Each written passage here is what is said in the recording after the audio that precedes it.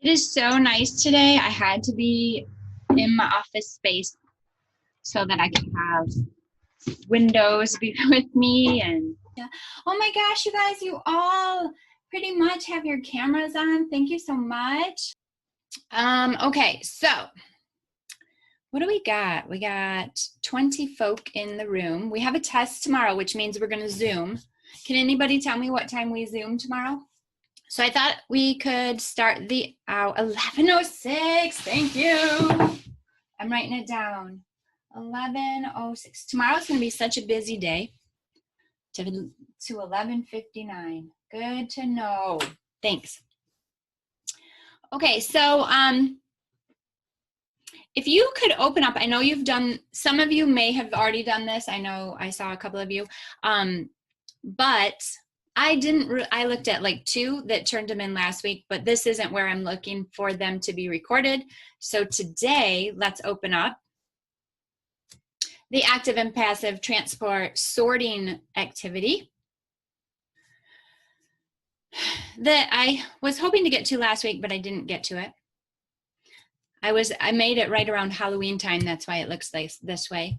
So I just want you to sort these words or phrases, whichever, into either passive or active transport. This test that we're going to do this week, I realize maybe I'm not sharing my screen. The test that we're going to do this week is a lot of application. That's what makes it difficult. Like, you can memorize a definition, which flashcards are good for that, but then you need to be able to apply that information to situations. So it's good to organize your thoughts. So that's why I have a word sort, because we're really in a categorical concept when we talk about membrane transport. So take just a couple minutes here, and then we will sort that out. So you go ahead and give it a try. I'm looking for my clock. This is the only thing that we will turn in linked to this particular spot, okay? So right now we have open in the Google World, we have a sorting activity open. You'll find it linked to today's Zoom. Yeah, I know a couple of you did this activity last week. I'm going to ask you to do it again. Practice isn't bad, because I'm not going to go back and look at last week's to check this in. I'm going to look at this week's to check it in, okay? Too bad I can't have you guys individually sort these out. Okay, the does and does not require energy. Caitlin, can you tell me which one does and which one does not? Active does require energy and passive does not. Beautiful. How about Theo, let's keep you here. Can you tell me which one moves molecules against their gradient and which one moves it toward their gradient? So against is like uphill and with is downhill. I think moving it against would be the active transport. Absolutely. It takes energy to climb a hill. Good job. Okay. So that goes over there.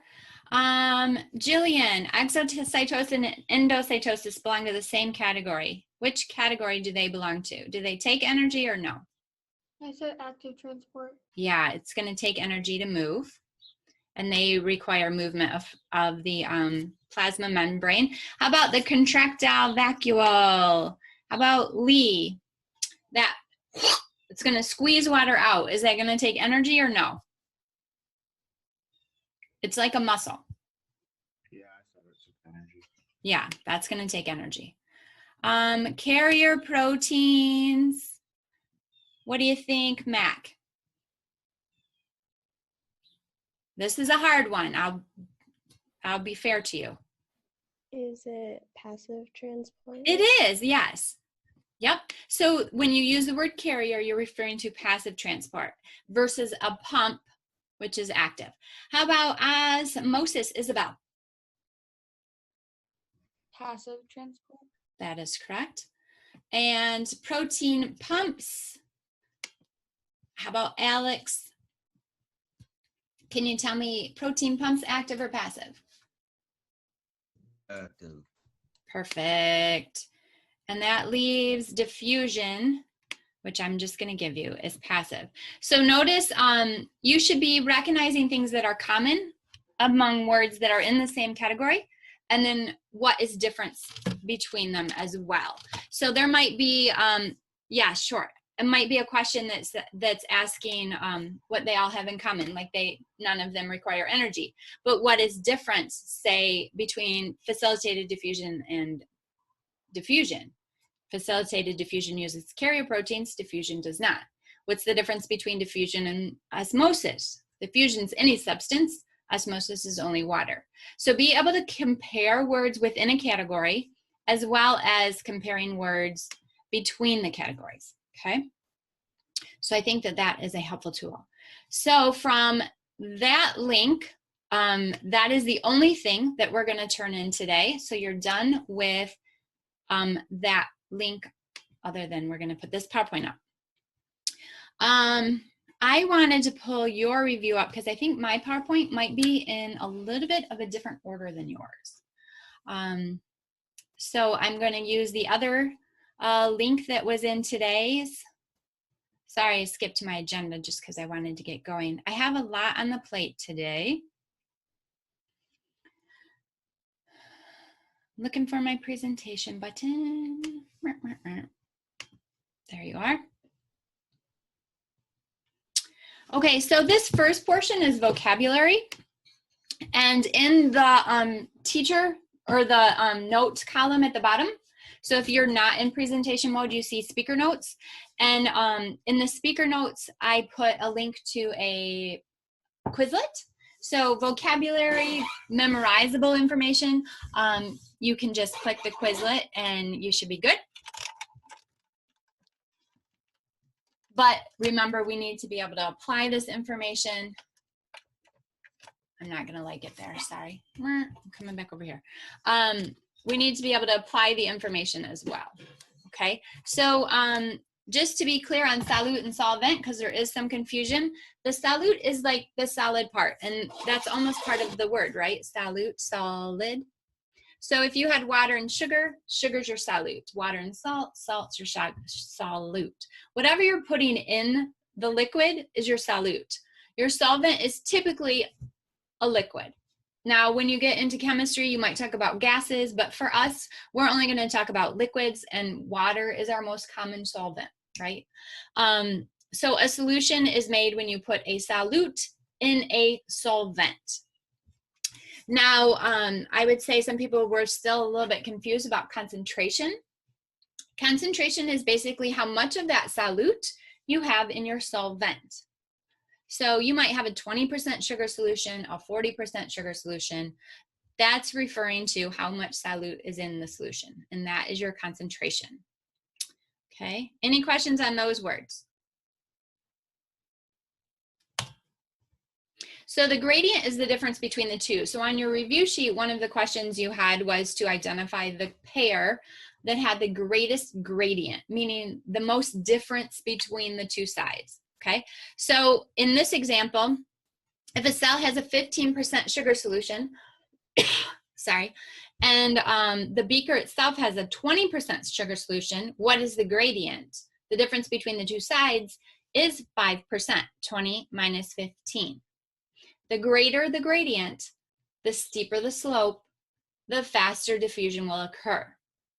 Just like a hill, the greater the steep of the slope, if you were out on a sled, you're gonna go down that hill faster. If you're running down the hill, you're gonna go down faster if it's steep than if it's, I don't know, shallow. Okay, so we look at our gradient, and then where there is the greatest amount of solute is the direction the water will move. So in this case, the beaker has 20% sugar, which is more than the cell. The cell has 15. Water will move out of the cell. It's trying to make the two sides equal. If 20 more moves towards 15,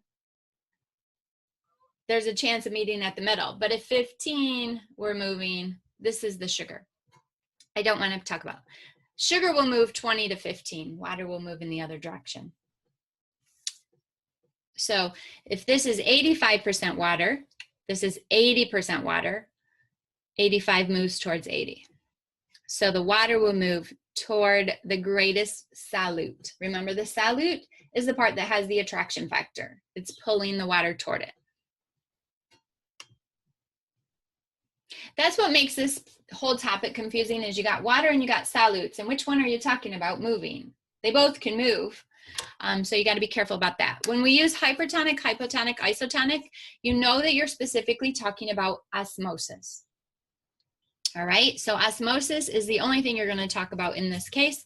Hyper is referring to the number of solutes. So hyper is high, hypo is low, iso is equal.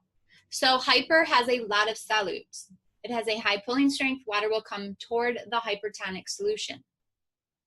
If this is a hypertonic cell, water will go into the cell. If you're referring to the solution, if the solution is hypertonic, water will go into the solution. So be careful. What is this adjective referring to? Okay. Hypotonic has low solutes. If solutes are what's pulling, that means this has low pulling strength. Water typically moves away from the hypotonic area. Isotonic does not mean water doesn't move. It's going to move in and out equally. It just doesn't have like an overall change one side or the other. So water continues to move. They call that dynamic equilibrium. I should have probably made this a student version for you guys so that you could write on it. When referring to our osmosis, we can refer to some terms of action. Plasmolysis and cytolysis. Lysis in any way means a destruction. Okay, so in this case, you're destroying plasma, so the fluid must have left. In this place, you're destroying the cell, so it's like blowing it up until it pops. So plasmolysis is a loss of cytoplasm. This will happen to a cell when it loses water. So if it was in a hypertonic solution, like salt water, water will go out of the cell. This is why we don't drink salt water. Water would go out of all of our cells, and we would be very dehydrated. Cytolysis refers to cells bursting. So they've taken in water. You can see your body taking in water when you've soaked in water for a long time. The bath or the ocean or a lake. Maybe not the ocean, because the ocean's salt water. I take that back. But you get pruny, right? Because your cells fill with fluid. And then when the fluid leaves them, you have like, you know, it's like a bag after you've blown it up and then it's kind of wrinkly. That's what happens to your skin. So cytolysis is cell bursting. Typically when a cell is in a hypotonic solution, it takes in water and then it will burst. That's true of animal cells. When we talk about plant cells, they have a way of counteracting this, and that's their central vacuole. They use Turgor pressure. So Turgor pressure is referring to the pressure that the solution is exerting on the walls of the plant.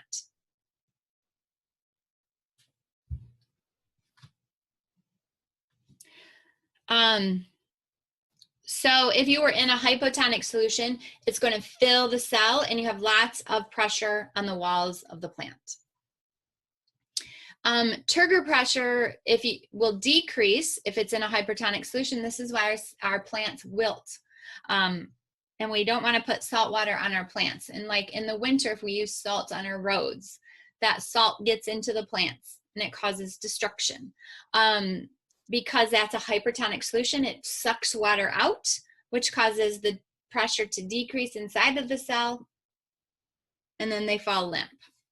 Okay, so water moving out of the cell.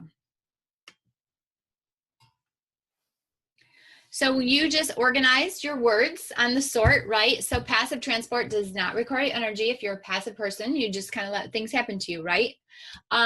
So that's what this is. The cell is just letting things happen.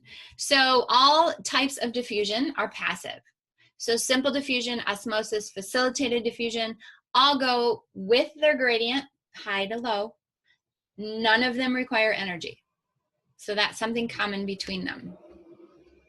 Diffusion is any substance, sugar, water, usually you're talking, so let's say solutes. These are your solutes. Sugar, water, food coloring, iodine, starch, anything that has to move across the membrane other than water. And this might happen across a membrane, but it can also happen within a space. So like we use diffusers, right, to make our room smell nice, or maybe you light a candle, or maybe when your grandma makes bread or cookies, you smell that scent filling the whole space. So diffusion doesn't necessarily need a membrane, but osmosis does. Osmosis is movement of water only, and it's going to go to the side where the most solutes are. Facilitated diffusion are things that are a little bit larger. They can't fit through the membrane, or remember charged particles, ions, like sodium, potassium, calcium. All of those, if they're moving with their gradient, that polar molecule can't cross the membrane. It'll be kicked out by the inner portion, that hydrophobic portion. And so you need a channel protein for the ions to move through, or a carrier protein to move big things like glucose. Active transport requires energy because you're going against the gradient. You're going from low to high. You're climbing a hill. And there's a physical force that you're moving against, right? So you're trying to shove more molecules into a crowded space. Just like if you were trying to shove your friends into a crowded space, it's going to require you a lot to like push them with a lot of energy to get them in there, right? So usually we're using a pump of some sort. So if I said a glucose pump, you'd know I was talking active transport. Bulk transport is referring to when the membrane is taking part of the movement, right? So we form vesicles either inside of the cell through the Golgi apparatus, or the membrane surrounds something and forms a vesicle and pulls it in, right? So the membrane takes part of that. If it's moving into the cell, endo is into, exo is out of. Big molecules like bacteria or euglena or paramecium, unicellular organisms, are going to be taken in through phagocytosis. Phage is to eat. So bringing that in is cell eating. Liquids, lots of molecules of liquids, for example, is cell drinking. That's pinocytosis. So these are both examples of endocytosis, just more specific. A flow chart I'm seeing in my head. Vocabulary. Any questions you have on vocabulary? Okay. Vocabulary is memorizable, flashcardable. But remember, we need to be able to use those pieces of information. Look for how each of those words are connected. Look how they affect a cell. Okay, so that gets into application. So diffusion, I am not positive. If I wanted to pull up your questions, I feel like this might have a slightly different order than your worksheet. So I wanted to pull your worksheet up and compare it as I go. But the topics are all going to be there. So I'll keep going because this is the PowerPoint I already have made. Diffusion is movement of molecules from an area of high to low concentration. So that's a memorized fact, but then application would be saying, here's 20% sugar and here's 50% sugar. Which way will the sugar move? And you're going to say it's going to move from 50 to 20 because that's high to low. That's application. Osmosis is specifically water. I like this animation because we were talking about how water moves from one side to the other. It'll cause one side to fill, right? So I can see this side has a lot of water. This side has little water. So now I'm going to use some application of vocabulary. This side would be hypotonic. It doesn't have very many solutes. This side is hypertonic. It has a lot of solutes. I know water goes from where there's a lot of water to where there's not a lot of water. So water will move over here.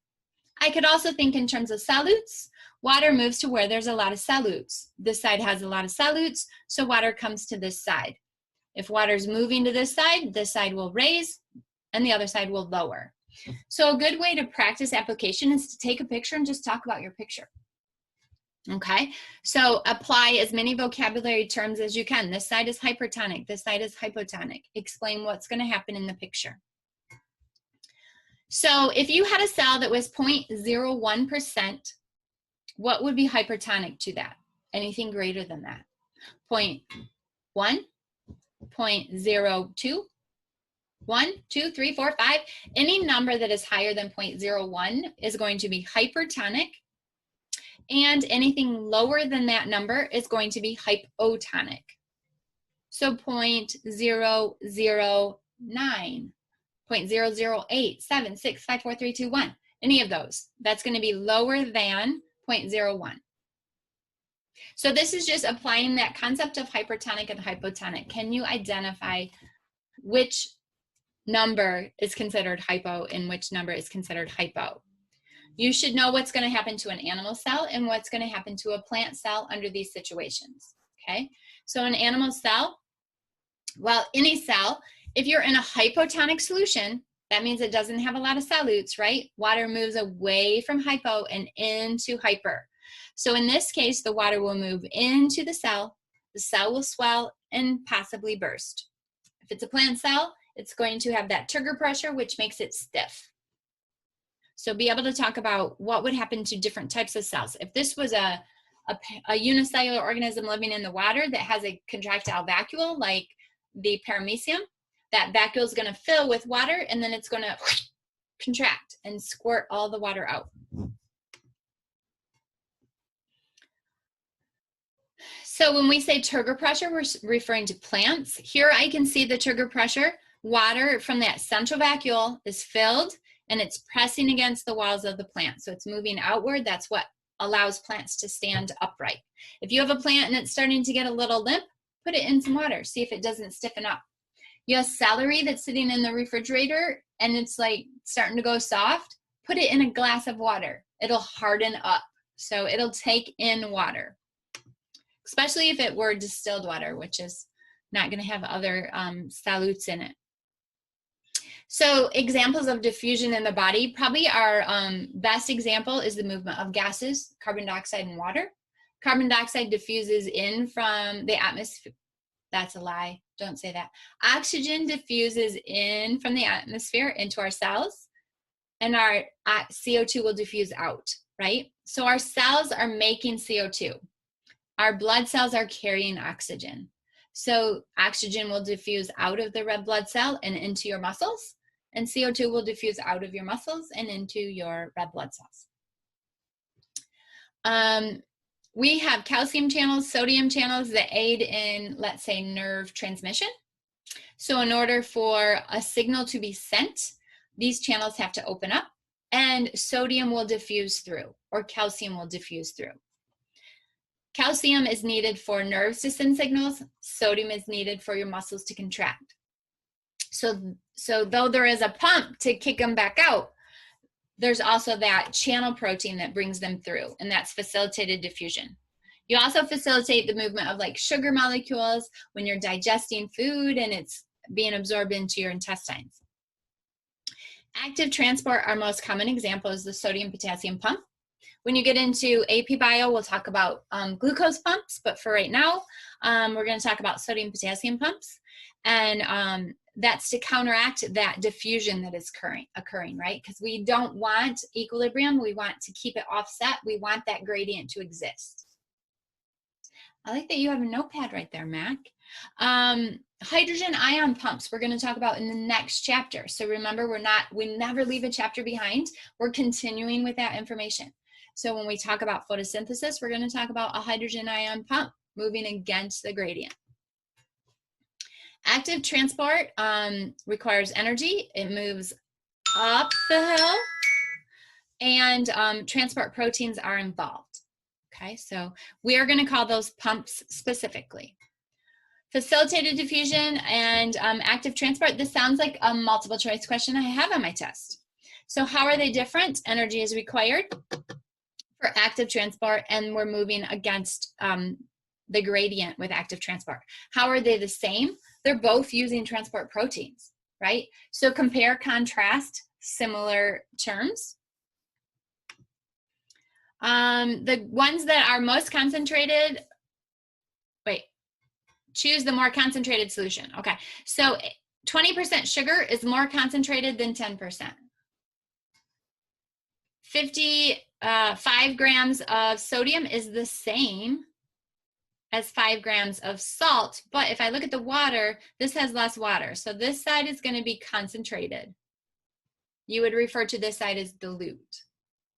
85% solvent, 15% solute versus 25% solute. So I'm only looking at the solute when I'm trying to decide which side is concentrated. So 25 is greater than 15. We saw this picture on one of our activities we did in class. So we know that, so I added these up, right? 20 and 4, that's 24% solute. Over here is 2% solute. More solute, movement's going to go to that area. So water is going to move from side B to side A in this case. That might have been opposite of what I gave you on the activity, I forget. And side A will rise. So I give you a picture like this and I ask you what's going to happen on the test. So proteins are, remember I said they're like the trains, they're way too big to fit through membranes. So probably they're not going to diffuse through the membrane and they will stay the same. Sugar molecules, glucose, a simple sugar is small enough it can fit through a protein. If you were into a disaccharide or a starch, those are too big. So glucose will move, and glucose will move from its high to its low. So if I went back here, 4% versus 2%. So 4 is going to move towards 2. So A will move towards B.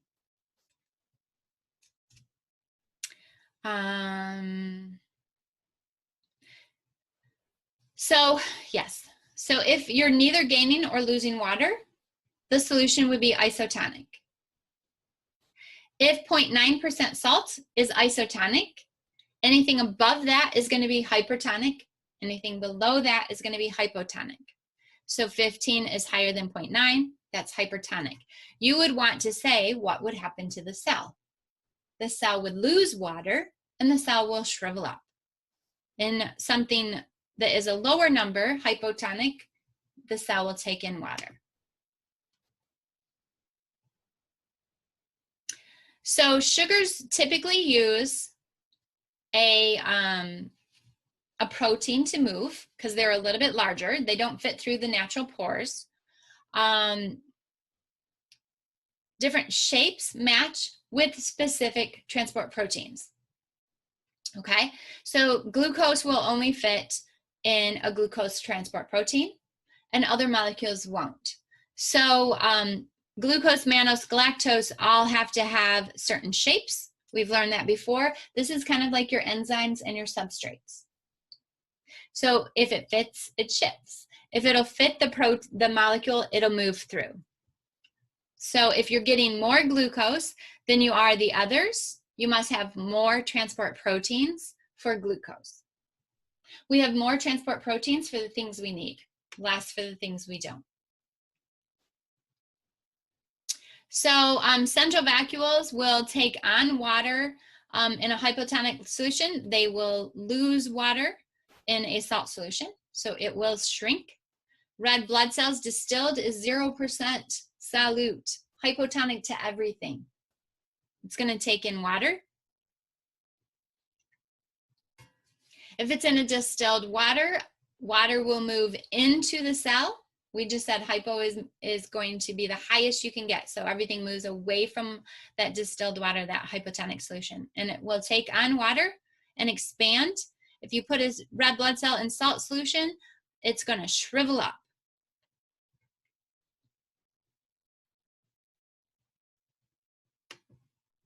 Any questions on any of those? Okay, an animal cell will always take in water when placed in a hypotonic solution, like distilled water, always going to swell. Which of these does not require energy? None of them. If there was a D, then that wasn't an answer, but all of these are passive, so none take on energy. These graphics tell us about the sodium-potassium pump. Normally there's a lot of sodium on the outside and a lot of potassium on the inside, so sodium moves in. I have to kick it back out. That takes energy. Potassium diffuses out. I have to pull it back in. So the sodium-potassium pump moves 3, 1, 2, 3 sodiums out and 2 potassiums in. Remember the mnemonic, Okay, Na plus. 1, 2, 3. Out. In K plus 2. Had to think, what was the third thing? Okay, cell drinking is pinocytosis. Phagocytosis deals with proteins. Exocytosis, things do not, exocytosis, they don't go through the membrane is taking part of that. The vesicle is moving. I just realized that I meant to get your reviews back to you guys so that you could write on them. So I'll get that taken care of after this hour. But you have the PowerPoint, so you can always open up the PowerPoint and compare it to your reviews. 3 environmental factors. Temperature makes things move more quickly, so they're more likely to diffuse. Concentration puts molecules more closely together. Remember that Brownian motion? They're going to hit each other and move more quickly. Pressure is like squeezing them, and you're pretty much pushing them through the holes. So all these things can increase the rate of diffusion. And that's all I have on that one. What questions do you have on the Q&A portion?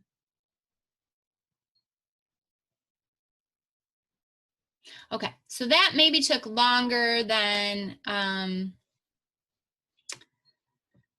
wasn't sure how long it was going to take. So I am going to tell you what else is in here rather than keeping you extra long. So we've done this one. I was going to take you through this Nearpod. So in this link, it's a live version, and I was going to do this with you. But I also put a student version, a student-paced one in here under the review practice, okay? So you can do this at your own pace. There is a video to start, Amoeba Sisters. So there's a video to start, and then there's just some multiple choice questions for you to go through and answer, and there's an answer key included in the PowerPoint, okay? So you can check your work there. The thing I want you to turn in from our Zoom, so you can come back to this later and use it as part of your final practice maybe. This is what you're going to turn in during Flex. So it's a bunch of practice questions, which practicing recall helps train your brain to retrieve information.